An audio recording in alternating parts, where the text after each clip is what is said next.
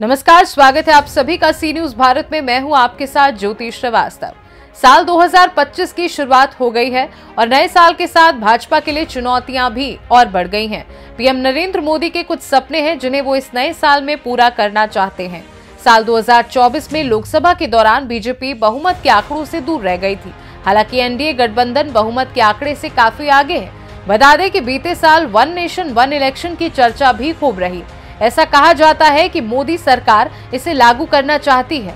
2025 में इस बिल पर सरकार आगे बढ़ सकती है।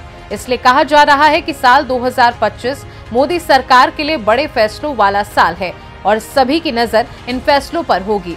फिर चाहे देश में वन नेशन वन इलेक्शन लागू करना हो, वर्शिप एक्ट हटाना हो या फिर वक्फ बोर्ड के बिल की बात हो या फिर मिडिल परिवार को टैक्स में राहत देने की बात हो।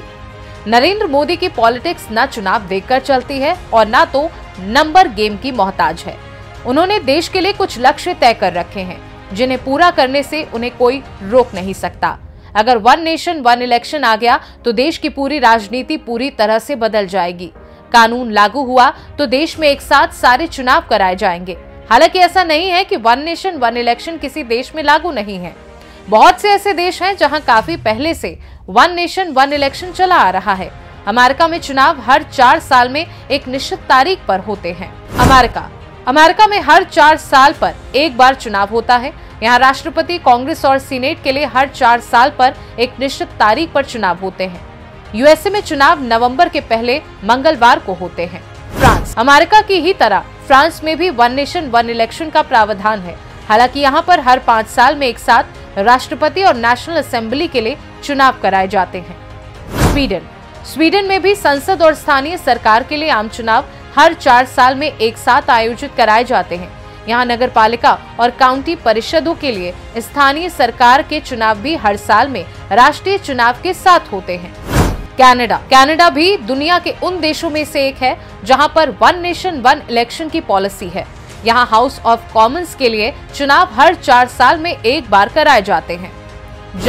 जर्मनी में भी वन नेशन वन इलेक्शन के तहत चुनाव आयोजित होते हैं। इसी तरह जापान में भी चुनाव कराए जाते हैं।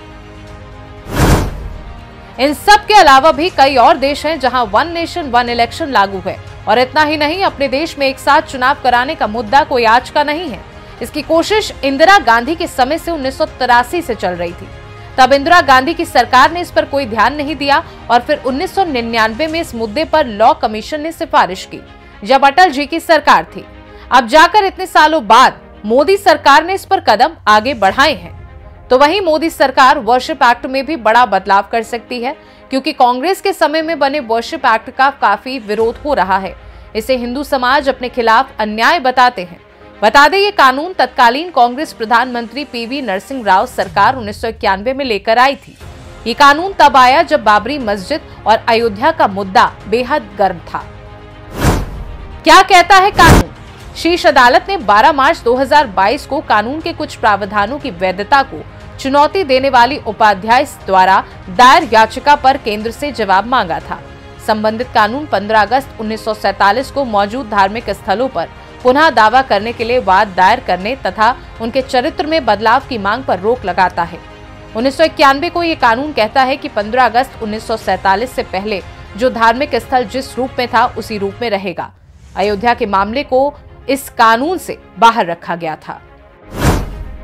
एक प्रधानमंत्री के तौर पर मोदी को बड़े बड़े फैसले तो करने ही हैं, लेकिन राजनीतिक मोर्चे पर भी उन्हें साल की शुरुआत में कई बड़े फैसले लेने हैं। जैसे साल की शुरुआत में ही बीजेपी के नए राष्ट्रीय अध्यक्ष का चुनाव होना है।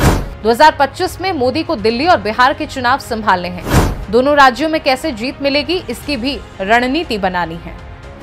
इसके अलावा फरवरी में बजट भी आने वाला है, जिस पर सभी की नजरें टिकी हुई हैं। इस बार बजट में टैक्स की बातें हो रही हैं और ये कहा जा रहा है कि टैक्स में मोदी बड़ी राहत दे सकते हैं। दिक्कत इस बात की नहीं है कि हर कदम पर टैक्स है। दिक्कत इस बात की भी नहीं है कि टैक्स भरा जा रहा है। हर आदमी हमेशा से टैक्स देते आ रहा है, लेकिन टैक्स के बदले जब उसे कोई सुविधा नहीं मिल रही है, चाहे सोशल सुरक्षा हो, हेल्थ में हो या फिर किसी मुसीबत में किसी की नौकरी चली जाए, तो उसे मदद तो मिले। कुल मिलाकर सिर्फ तारीख और साल बदल रहा है, मोदी के काम करने का तरीका और बड़े बड़े फैसले लेने का सिलसिला न पहले रुका था और न इस साल रुकने वाला है, बल्कि मोदी के इरादे पहले से और अधिक मजबूत हो गए हैं। नरेंद्र मोदी तो बड़े फैसले करने के लिए जाने जाते हैं, लेकिन इंडी गठबंधन क्या करने वाला है ये हर कोई जानना चाहता है, क्योंकि जो गठबंधन मोदी को हराने के लिए बना था वो अब खुद ही बिखरता हुआ नजर आ रहा है। इंडी गठबंधन का साल 2024 तो आपस में लड़ते भिड़ते खत्म हो गया। इंडी गठबंधन के लिए ये साल कैसे रहने वाला है, इस रिपोर्ट में देखिए। मोदी को सत्ता में हटाने के लिए जब लोकसभा चुनाव के दौरान इंडी गठबंधन बना तो मोदी ने तभी कहा था कि मोदी को हटाने के लिए बना ये इंडी गठबंधन कुछ ही दिनों में ऐसा टूटेगा कि ना तो इंडी बचेगा और ना गठबंधन। लोकसभा चुनाव के बाद हरियाणा और महाराष्ट्र विधानसभा में भी बीजेपी ने ऐसी जीत हासिल की कि इंडी अलायंस की धज्जियां उड़ गई। पहले ममता, अखिलेश मिलकर कांग्रेस और राहुल गांधी की बखिया उधेड़ रहे थे, फिर केजरीवाल की आम आदमी पार्टी ने भी कांग्रेस को छील दिया। कांग्रेस ने बैठे बिठाए आपसे पंगा ले लिया और यहां तक कह दिया कि आप तो देश विरोधी है, जो किसी ने सोचा नहीं था। तो वहीं आम आदमी पार्टी ने कह दिया कि कांग्रेस बीजेपी से हाथ मिला चुकी है। उधर कांग्रेस के नेता आप नेताओं के खिलाफ एफआईआर करवा रहे हैं। आपने तो यहां तक कह दिया कि कांग्रेस को इंडी गठबंधन से बाहर निकालो। मतलब राहुल गांधी और आपके बुरे दिन चल रहे हैं इंडी अलायंस में।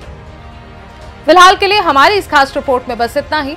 देश दुनिया की बाकी खबरों को जानने के लिए आप देखते रहिए सी न्यूज़ भारत।